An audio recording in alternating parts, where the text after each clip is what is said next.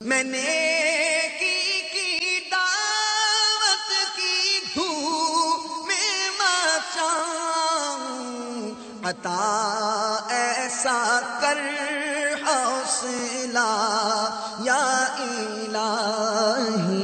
حضرت ابو نعیم احمد بن عبداللہ اصفہانی رحمۃ اللہ تعالی علیہ اپنی کتاب حیلۃ الاولیاء میں نقل کرتے ہیں کہ حضرت سیدنا ابراہیم رحمۃ اللہ تعالی علیہ فرماتے ہیں کہ میں نے ایک مرتبہ یہ تصور باندھا کہ میں جہنم میں ہوں اور آگ کی زنجیروں میں جکڑا ہوا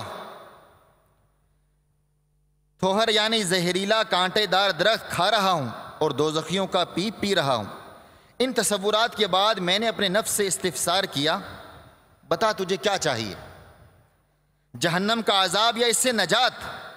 نفس بولا نجات چاہیے، اس لیے میں چاہتا ہوں کہ دنیا میں واپس چلا جاؤں اور ایسے عمل کروں جس کی وجہ سے مجھے اس دوزخ سے نجات مل جائے۔ اس کے بعد میں نے یہ خیال جمایا کہ جنت میں ہوں، وہاں کے پھل کھا رہا ہوں، اس کی نہروں سے مشروب پی رہا ہوں اور حوروں سے ملاقات کر رہا ہوں۔ ان تصورات کے بعد میں نے اپنے نفس سے پوچھا، تجھے کس چیز کی خواہش ہے، جنت کی یا دوزخ کی؟ نفس نے کہا جنت کی، اس لیے میں چاہتا ہوں کہ دنیا میں جا کر نیک اعمال کر کے آؤں تاکہ جنت کی خوب نعمتیں پاؤں۔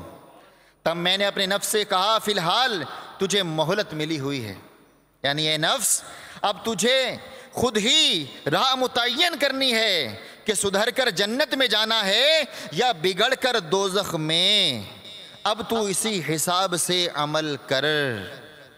میٹھے میٹھے اسلامی بھائیوں اور مدنی چینل کے ناظرین، ذرا سمجھنے کی کوشش کیجئے کہ ہمارے بزرگان دین رحمہم اللہ اجمعین کس طرح اپنے نفس کو سدھارنے کے لیے اس کا محاسبہ کر کے اسے قابو کرنے کی کوشش فرماتے، نیز کوتاہیوں پر اس کی سرزنش یعنی اس کو ڈانٹ ڈپٹ کرتے، بلکہ بعض اوقات اس کے لیے سزائیں بھی مقرر فرماتے۔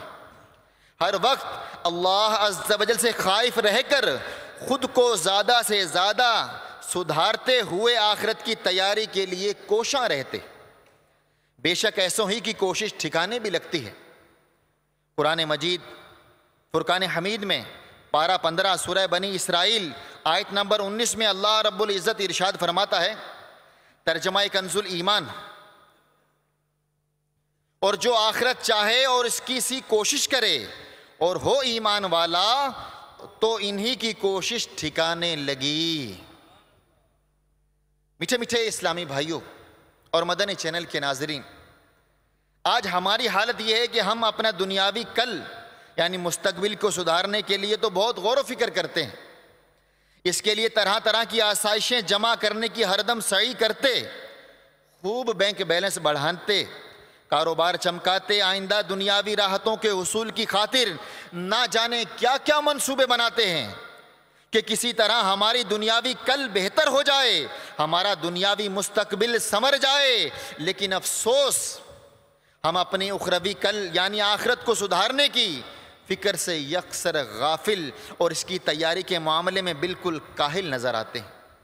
حالانکہ صرف اس دنیاوی کل کے سدھرنے کے انتظار کرنے والے نہ جانے کتنے نادان انسانوں کی آہ حسرت موت کی ہچکیوں سے ہم آغوش ہو جاتی ہے۔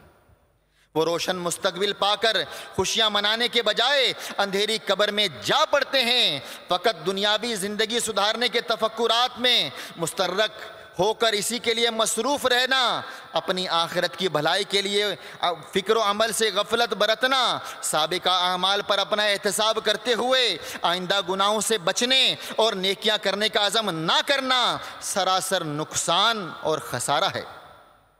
سمجھدار وہی ہے جس نے حساب آخرت کو پیش نظر رکھتے ہوئے خود کو نیک بنانے کے لیے، اپنے آپ کو اچھا بنانے کے لیے، اپنے آپ کو سدھارنے کے لیے اپنے نفس کا سختی سے محاسبہ کیا، گناہوں پر افسوس اور ان کے برے انجام کا خوف محسوس کیا، جیسا کہ ہمارے اسلاف کا طرز عمل تھا۔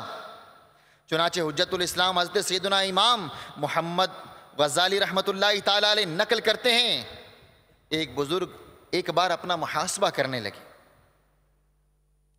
اپنی عمر شمار کی تو تقریباً 60 برس بنی. ان 60 برسوں کو 12 سے ضرب دینے پر 720 مہینے بنے. 720 کو مزید 30 سے ضرب دینے پر حاصل ضرب 21,600 آیا، جو آپ رحمت اللہ تعالی علیہ کی عمر مبارک کے ایام تھے.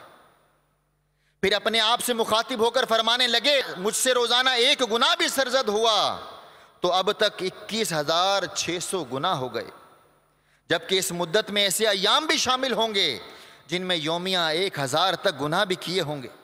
یہ کہنا تھا کہ خوف خدا عز و جل سے لرزنے لگے. پھر یکایک ایک چیخ ان کے منہ سے نکل کر فضا میں بلند ہو گئی اور آپ رحمت اللہ تعالی علیہ زمین پر تشریف لے آئے.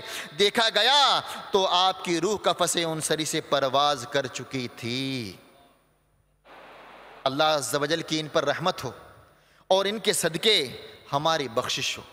کچھ نیکیاں کما لے جلد آخرت بنا لے، کوئی نہیں بھروسہ اے بھائی زندگی کا. میں نیکی کی دعوت کی دھوم میں مچاؤں، عطا ایسا کر حوصلہ یا الہی.